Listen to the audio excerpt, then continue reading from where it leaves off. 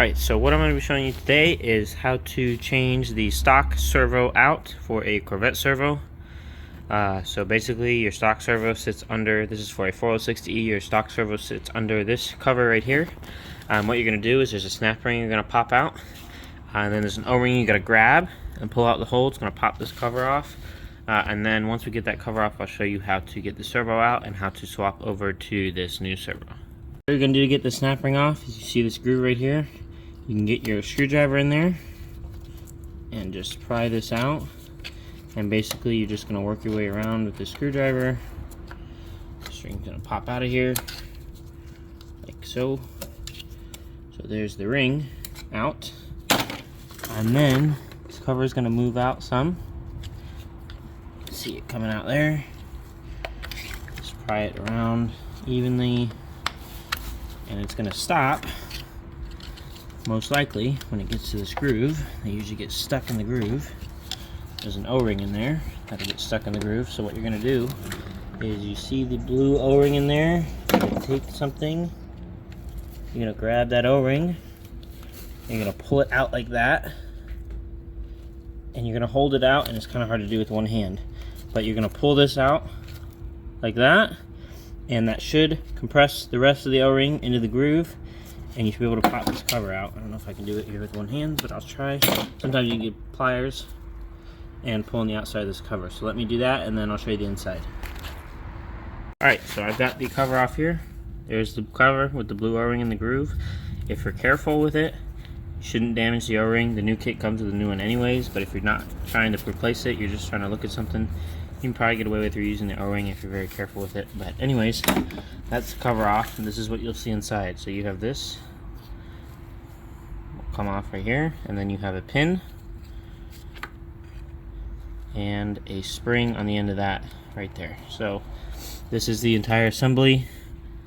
This is what we will be replacing with what's in that box right there. Basically, the difference between the one in the box and the one we pulled out, this one in the box is a Corvette servo. The one I pulled out is just out of a truck, and essentially the Corvette servo has a lot bigger surface area on it. So what it does is, the bigger surface area allows the pressure to have more force pushing in on this pin, and this pin pushes in that hole and pushes on a band. So basically, more pressure on that means the band engages firmer.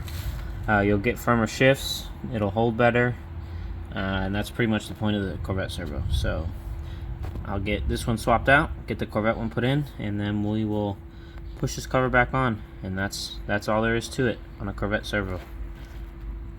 We got the internal switched over to this part of the new solenoid. So there's a big snap ring around here, and this plate and the pin, and then there's a spring under this plate. So there's the old one. So this goes,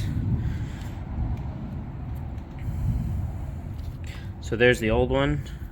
So essentially, I have this upside down, but that's the old one, and that's the new one. This piece goes in there, snap ring, careful. I had to put this in a vise carefully to get the snap ring in. There's a big spring in there. So once you get that together, you put the back piece on with this spring. So like this, you take this spring and this washer, set them on there, compress them down, and you stick this clip on there, and then put all the seals back on and put it together.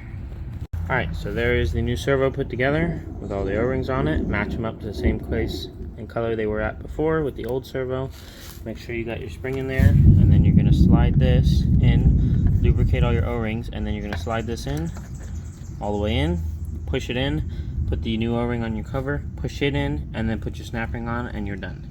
So excuse the noise of the rain on the roof, but what you're going to do, the final step is to put this piece back on. Make sure you put that on the right way. If you put it on the wrong way, you'll lose your overdrive.